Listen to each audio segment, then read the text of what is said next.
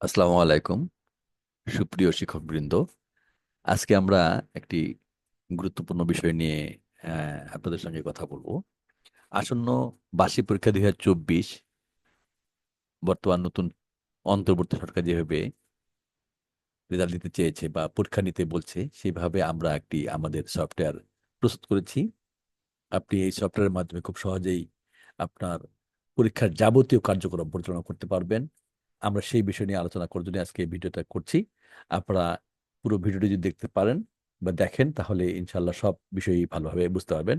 আসুন আমরা screen share করে ভিডিওটি দেখি এবং কিভাবে আপনি রেজাল্ট তৈরি করবেন সেই সমস্ত কাজগুলি আমরা স্ক্রিন শেয়ার মানে সব দেখতে থাকি।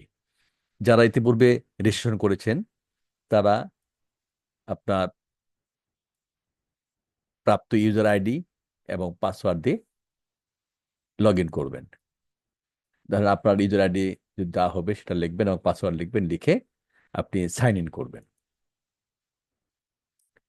সাইন ইন করার পরে আপনি এই অবস্থায় আসবেন। আপনি এখানে আপনার বাম দিকে যে মেনু বারগুলি রয়েছে, সেই মেনু বারে আপনি দেখতে পাবেন যে প্রথমেই আপনাকে একাডেমিক ইনফোতে গিয়ে স্টুডেন্ট ইনফো, এই স্টুডেন্ট ইনফোতে আপনি দেখেন 6, 7, 8, 9, 10 এর বাইরেও একটি ক্লাস রয়েছে 9/2024। কেন আমরা এটি নতুন ক্লাস এখানে ইনক্লুড করে দিয়েছি? কারণ বর্তমান সরকারের বর্তমান যে নাইন যারা পড়ছে তাদের কোনো গ্রুপ বিভাজন নেই, অর্থাৎ সায়েন্স আর্টস কমার্স নেই। অথচ আগে সায়েন্স আর্টস কমার্স ছিল। দেখুন এখানে এই জন্য আমরা এই আপনার যে রেজাল্ট কাজটা করবেন ক্লাস নাইনের, সেটি এইখানে ছাত্রছাত্রীর নাম এন্ট্রি না করে এই 9/24 জন্য এন্ট্রি করবেন। আবার যারা যারা যখন আবার ক্লাস 10-এ উঠবে, তখন যদি গ্রুপ বিভাজন করে দেয়, তখন আবার এই ক্লাস 10-এ কাজটা আপনি করতে পারবেন। সো আপনি ক্লাস 6, 7, 8-এর নাম তুলবেন, আর নাইনের ক্ষেত্রে 9/2024 আপনি নামগুলি এন্ট্রি করবেন। ধরুন আপনার শিফট নেই, তাহলে নান করে দিবেন। সেকশন নেই, নান করে দিবেন। গ্রুপ নেই, তাই নান করে দিবেন। দিয়ে অ্যাড স্টুডেন্টস, এখানে অ্যাড স্টুডেন্ট গেলে আপনি এখানে আপনার প্রয়োজন মতো শিক্ষার্থীদের নাম এন্ট্রি করবেন। Student name, father's name, mother's name, বা যে সমস্ত তথ্যপত্র দিতে চান সেগুলো দিতে পারবেন এবং ছবিও দিতে পারবেন। আর যদি মনে করেন আপনি এক্সেল থেকে নামগুলো উত্তোলন করতে চান, তাহলে আপনি ইম্পোর্ট ফ্রম এক্সেল ফাইল এখানে প্রবেশ করে আপনার এখানে যে এক্সেল ফাইলটি রয়েছে ডাউনলোড করে নিন। এই ফাইলের মধ্যে শিক্ষার্থীদের নামগুলি এন্ট্রি করে যদি আপনি এখানে আপলোড করেন, তাহলে দ্রুত এক ক্লিকে আপনি সব সব স্টুডেন্ট নাম আপনি আপলোড করতে পারবেন। আপনি নামগুলি আপলোড করা হয়ে গেলে আপনি প্রথমে যেটি কাজ হবে আপনার, এই একাডেমি ইনফোতে গিয়ে আবার স্টুডেন্ট ইনফোতে যাবেন। এখানে গিয়ে আপনি শিফট নান, সেকশন নান, গ্রুপ নান। আর আপনার যদি সেকশন থেকে থাকে, তাহলে আপনি কিন্তু এখানে অ্যাড সেকশন ক্লিক করে আপনি কিন্তু সেকশন অ্যাড করে ফেলতে পারবেন। অর্থাৎ A, B, C, D যদি সেকশন থাকে, অথবা পদ্মা, মেঘনা, যমুনা নামে যে সেকশনগুলি করে থাকেন, অর্থাৎ যে কোনো নামে সেকশন যদি আপনি চান, তাহলে আপনি এখানে অ্যাড সেকশন ক্লিক করে আপনি সেকশন অ্যাড করে কাজ করতে পারবেন। না থাকলে আপনার সেকশন অ্যাড করার কোনো প্রয়োজন নেই। আপনি এইখানে সাবজেক্ট সেটিংসে যাবেন। এখানে গিয়ে যেটি আপনাকে কাজটা করতে হবে, যেই বিষয়গুলি আপনার রয়েছে সেই বিষয়গুলি আপনি দেখতে পাবেন। যদি এর বাইরে কোনো বিষয় থেকে থাকে, যেমন 6, 7-এ আরো বাইরের বিষয় থেকে থাকে, অবশ্যই আছে। যেমন বৌদ্ধ, অনেকের হয়তো বৌদ্ধ ধর্ম নেই, অনেকে গার্হস্থ্য বিজ্ঞান নেই, অনেকে কৃষি শিক্ষা নেই, যেগুলি ক্লাস 6, 7-এ ছিল, এগুলি আপনি বাদ দিতে পারবেন। এখানে বাদ দেওয়ার জন্য আপনাকে এখানে ইনএক্টিভ ক্লিক করলেই ইনএক্টিভ হয়ে যাবে। যেমন দেখুন এখানে বৌদ্ধ ধর্ম শিক্ষা ধরেন আপনি নেবেন না বা আপনার স্কুলে নেই, তাহলে এটা বাই ডিফল্ট কিন্তু অ্যাক্টিভ অবস্থায় আছে। ক্লিক করলে ইনঅ্যাক্টিভ হয়ে যাবে, অথবা এটা কাজে লাগবে, মানে আপনি এটা আপনার কোথাও কাজে মানে শো হবে না। আপনি এখানে ইনঅ্যাক্টিভ ক্লিক করে দিন, তাহলে আপনার বৌদ্ধ ধর্ম সাবজেক্টটি আপনার চলে গেল, এখান থেকে থাকবে না এখানে। আপনি যে কটি সাবজেক্ট আপনার রয়েছে এখানে 10টি, দেখেন এই 10টি সাবজেক্ট আপনি এখানে দেখতে পাবেন। 10টি সাবজেক্ট, টোটাল মার্ক 100। আপনি এখান থেকে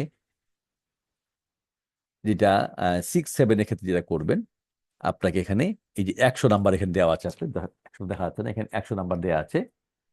আপনি এবার যেটা পরীক্ষা হবে সেটা হচ্ছে রচনামূলক 100 নম্বরের পরীক্ষা হবে।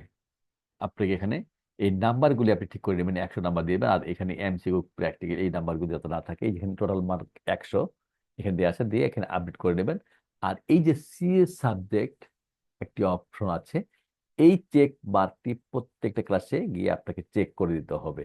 কারণ এই সিএটা হচ্ছে আপনার ধারাবাহিক মূল্যায়ন বা কিউমুলেটিভ যে আপনার অ্যাসেসমেন্ট, সেটা আপনি এখানে, যেটা বর্তমান সরকার মতো শিক্ষণকালীন মূল্যায়ন, সেই যে নামেই আপনি চান, আপনি এখানে আপনি লিখে দিতে পারবেন পরবর্তীতে।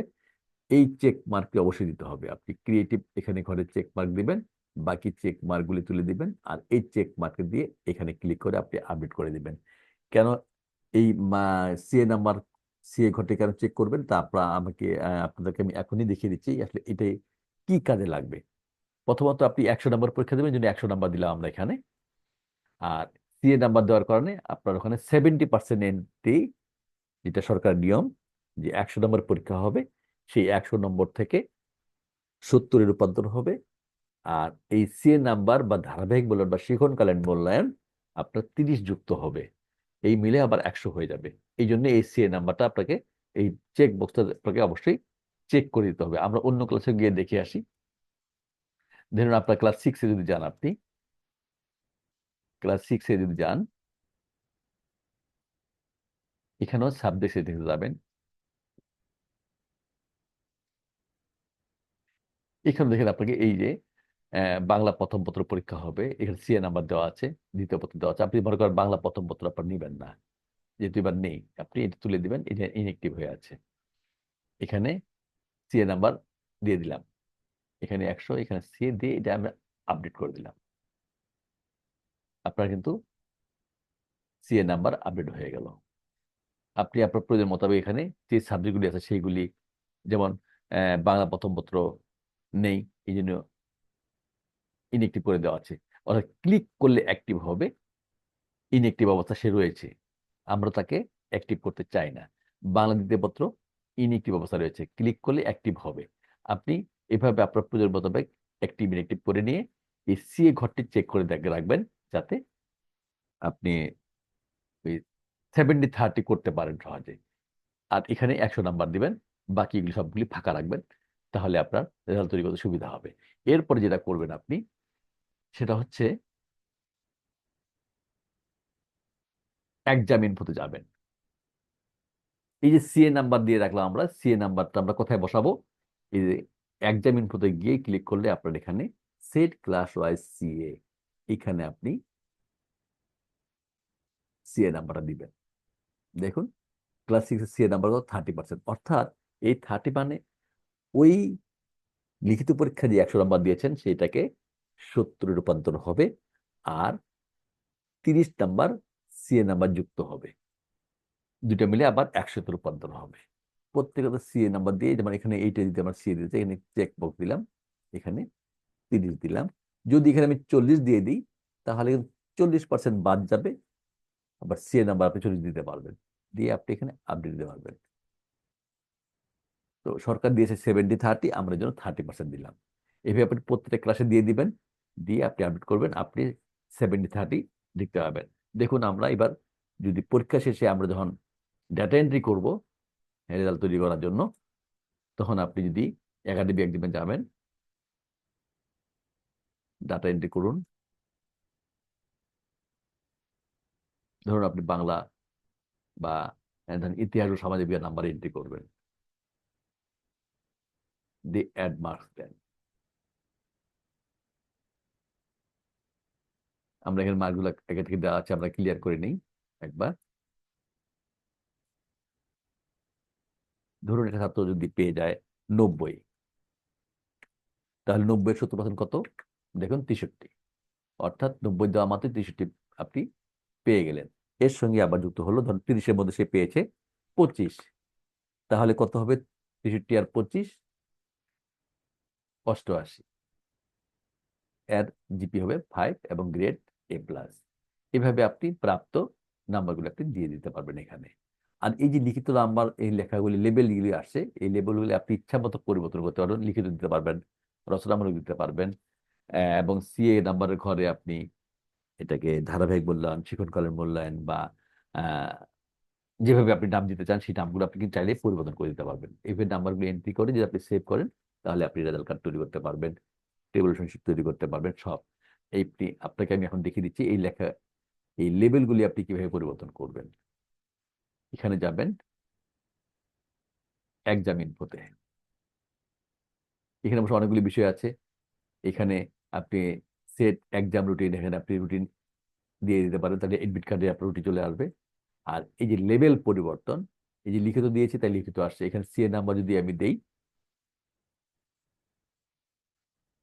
শুধু সিএ নম্বর না দিয়ে আমি সিএ দিয়ে দিলাম, দিয়ে আমি দিই এখানে সেভ করে ফেলি আমি, তাহলে আপনি ডাটা এন্ট্রি গিয়ে দেখতে পাবেন শুধু সিএ নাম্বার পরিবর্তন সিএ চলে আসছে।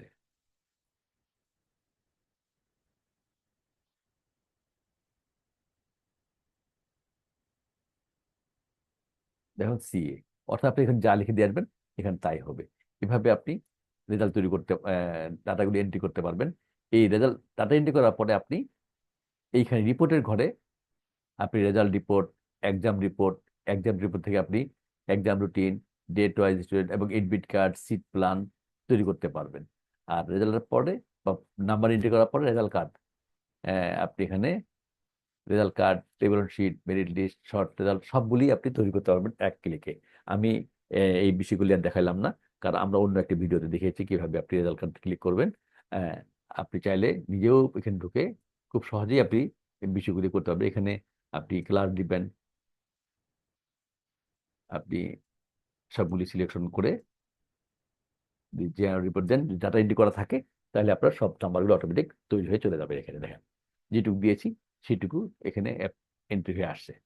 তো এভাবেই আপনি দেখেন সব ছাত্র একসঙ্গে তৈরি হয়ে গেছে। দেখেন যতগুলি ছাত্র আছে, আপনার যদি 100 ছাত্র থাকে, 200 ছাত্র থাকে, ওই ক্লাসে একবার তৈরি হবে। আশা করি আপনি বুঝতে পেরেছেন। আর যদি কোথাও বুঝতে অসুবিধা হয় তাহলে আপনি আমাদের জানাবেন, আমরা অবশ্যই আপনাদেরকে হেল্প করবো। ধন্যবাদ আজকে। আসসালামু আলাইকুম ওয়া রাহমাতুল্লাহ।